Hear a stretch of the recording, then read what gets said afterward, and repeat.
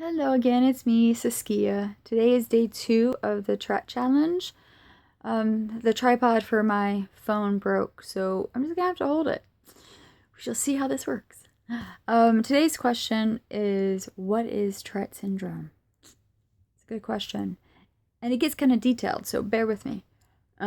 Tourette's is also known as TS, is a neurological disorder that causes involuntary, rapid, sudden, repetitive motor and vocal tics. So, like blinking, facial grimacing, that could be stretching the mouth, even mouth movements, wrist flicks, arm movements, jerking of the neck, jerking of the shoulders, banging the knees, hopping on one foot. That is literally a tic I used to deal with, hopping on one foot. So I'm sorry, I'm looking at my notes. Like even some animal noises or vocal tics in the back of the throat. However, that is not to be confused with the cussing tic. That is actually known as Coprolalia. And I never know if I actually say that word correctly, so I'm going to put it down below so you can Google it if you feel so inclined. It's actually really rare. Coprolalia, if I'm saying that right, is out of all people with Tourette's, only about 10% have that one. Of course, it's the first thing people do think of when people hear about Tourette's, but that's only because of Hollywood.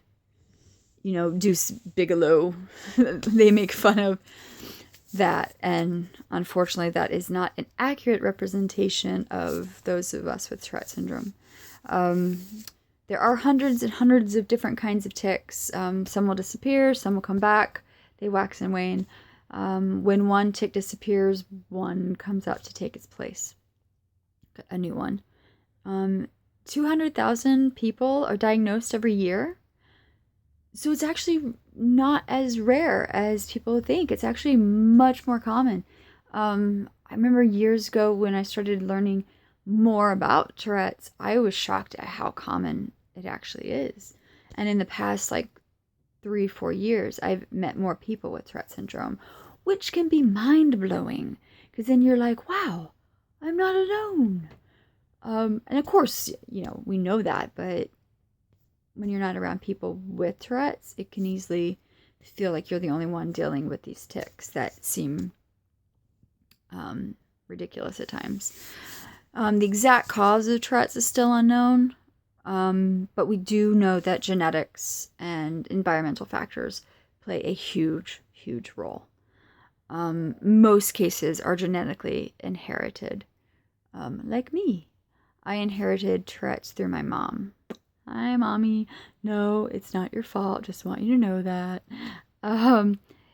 It is genetic. So if you have a parent or a grandparent with Tourette syndrome, you do have a 50% chance of having Tourette's. Oddly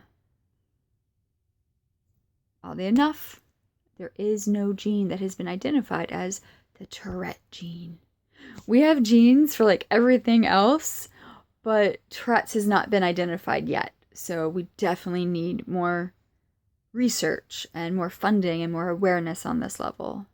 It also makes treating Tourette's trickier because there is no one-size-fits-all treatment. Just kind of trial and error. What works for one won't necessarily work for somebody else.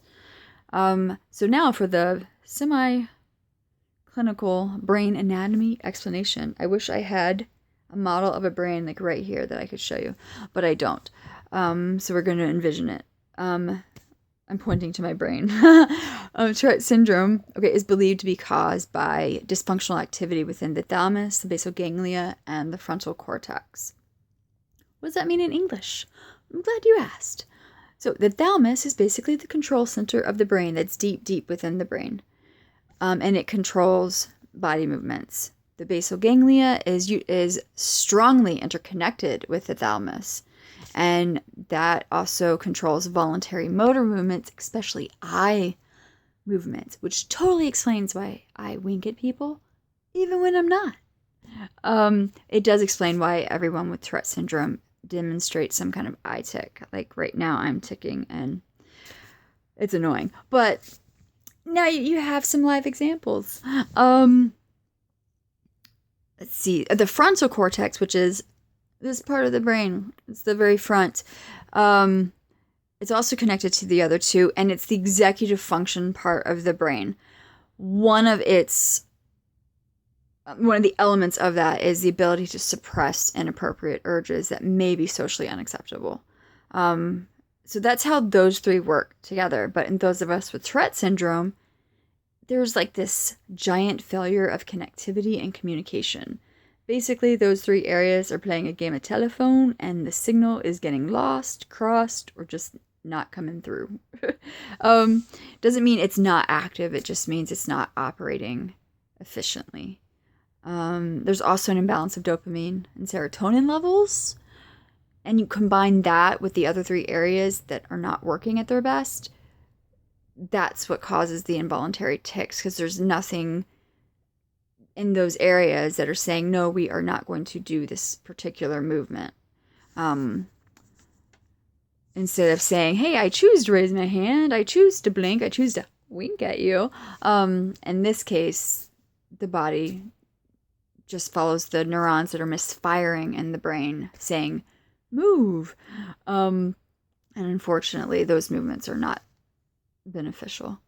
Now, without all this medical jargon, I personally see it like in the old Atari Centipede game, except for in this case, the Atari controller is my brain, and it's completely fritzing, and it's shooting everything but the centipede. Just shoot the centipede! You know, those little ding, ding, ding, little pingy things. And for whatever, it's just not shooting the centipede. And other times I see it like lightning, like a big giant lightning storm, because we do actually know there's like little lightning things with the neurons. But in my case, it's just the lightning is not hitting the right places. It's just landing in all the wrong places. So that is what Tourette's is in a nutshell.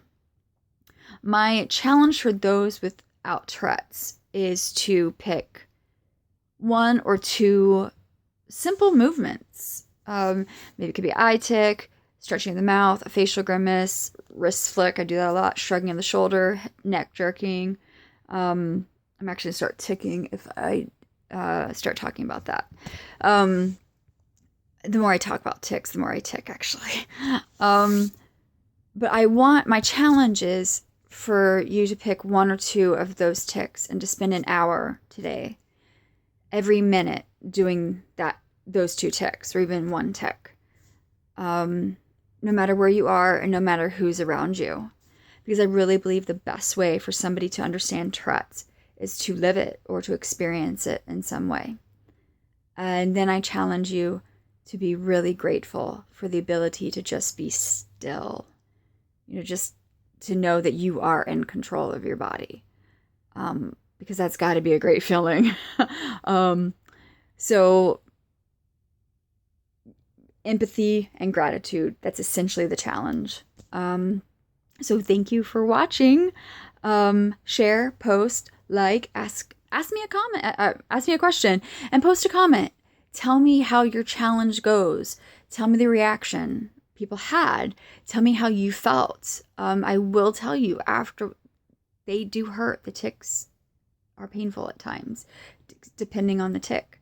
So post a comment and let me know how the challenge went, what you experienced. And if you have any questions, post them and I will answer them in the next 6 videos. So again, share, post, like, ask questions, and post any comments. And stay tuned for tomorrow's question and challenge. Again, there are no ice buckets and no freezing water, so be rest assured. Thanks for watching. I will see you tomorrow. Bye.